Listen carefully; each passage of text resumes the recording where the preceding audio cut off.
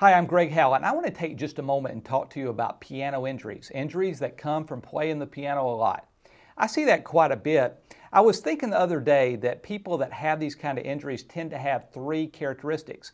Number one, they tend to be younger, often in their teens, not older people, but younger people. Number two, they tend to be female. And number three, they tend to be the overachievers. They are the great pianists, the ones that are winning all the contests. I don't know quite what to make of that. You can draw your conclusions, and I'll have my little theories, which I won't bore you with.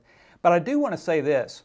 We have to be very, very careful with our hands for our long-term health and our long-term potential as a pianist. In general, as a pianist, you should be able to play all day without pain, really without getting tired, at least tired in your hands. You may get tired here, but you shouldn't really get tired in your hands. And I think a lot of the problem comes from how a pianist approaches the piano, especially when they're looking for a big sound. They try to power a big sound out of the piano. You know, the piano is designed in such a way that when combined with a very, very common law that we all benefit from every day, we can get a big sound. That law is called gravity. Gravity with the mechanics of the piano can create a big, big sound all by itself. Let me demonstrate that really quick. If I put my hand 6 inches above the keyboard and just let it drop, that's a huge, huge sound. I'm doing nothing more than let gravity do the work. That's only one note. You can get a huge, huge sound out of the piano without putting a lot of muscle into it. Remember that.